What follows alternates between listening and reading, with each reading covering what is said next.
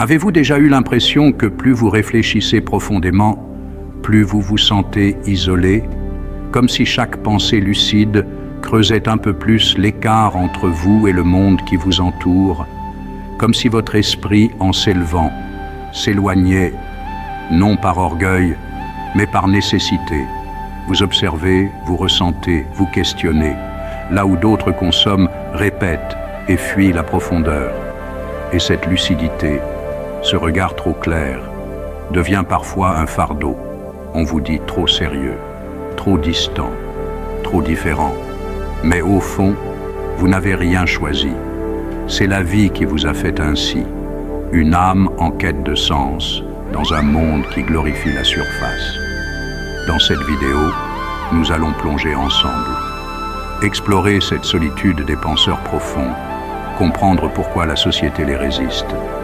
Et pourquoi, malgré tout, cette solitude est un trésor.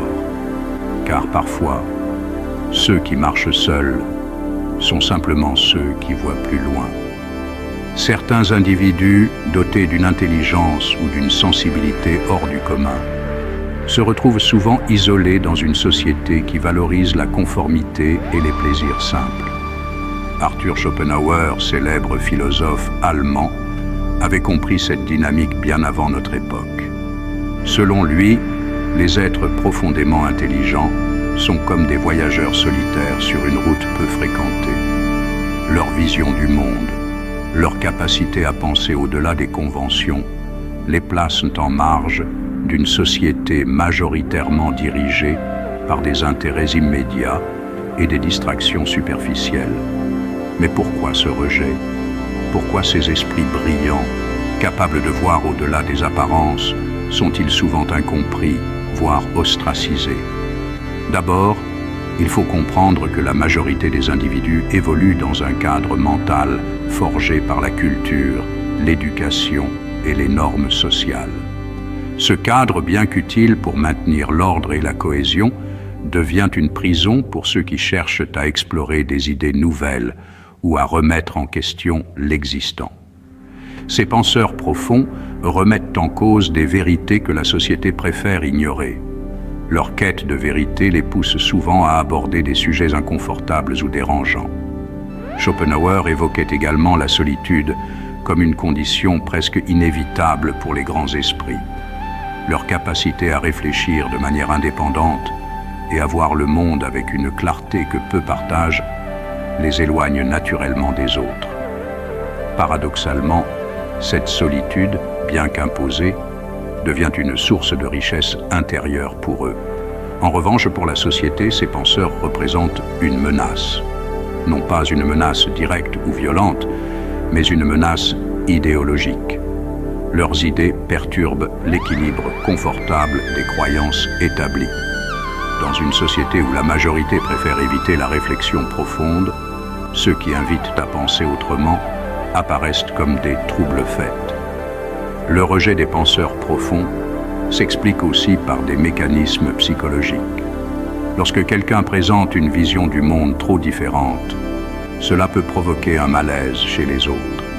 Ce malaise naît souvent d'un sentiment d'infériorité ou d'incompréhension. Au lieu de chercher à comprendre ou à apprendre, beaucoup préfèrent se défendre en marginalisant l'autre.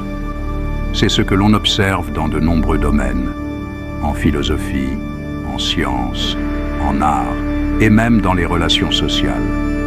Celui qui ose penser différemment, remettre en question les normes ou refuser les distractions populaires est souvent vu comme un arrogant, un rêveur ou pire, un inadapté.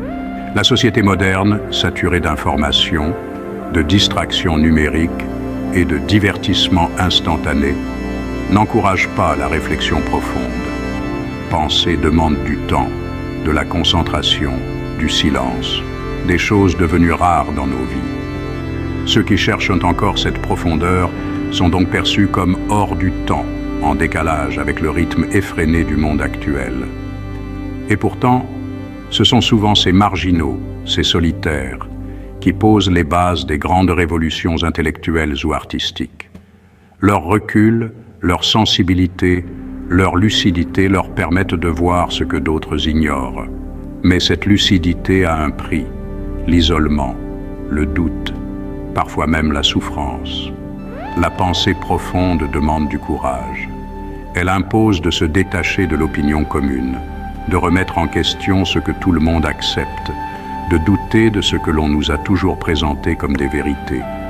Elle impose aussi une certaine solitude, car rares sont ceux qui veulent ou peuvent suivre ce chemin. Mais cette solitude n'est pas forcément une malédiction. Elle peut devenir une force. Comme le disait Schopenhauer, l'homme ordinaire n'est préoccupé que de passer le temps, l'homme de talent cherche à l'employer. Le penseur profond transforme sa solitude en un espace fertile, un lieu de création, d'introspection, de construction intérieure.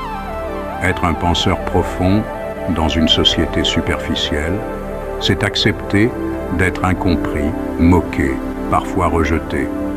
C'est accepter de ne pas appartenir totalement à ce monde, tout en essayant d'y apporter un éclairage différent.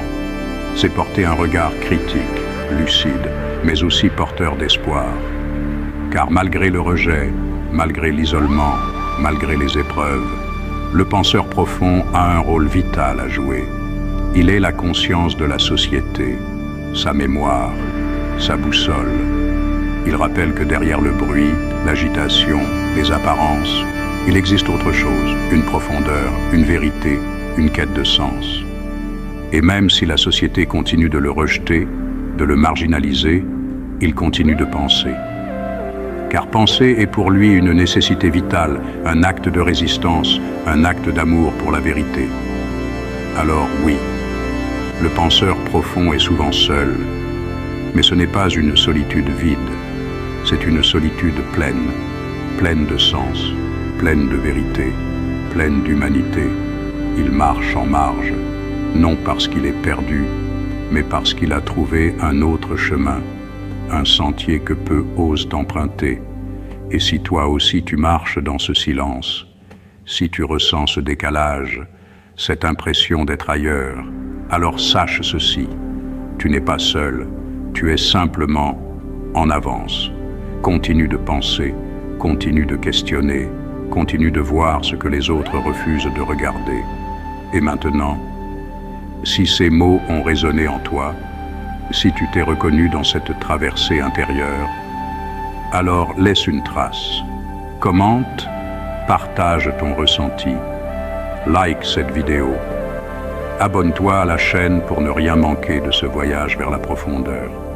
Et surtout, n'hésite pas à explorer les autres vidéos. Elles sont là pour nourrir ton esprit, t'élever et te rappeler que ta pensée a de la valeur. Merci pour ton écoute.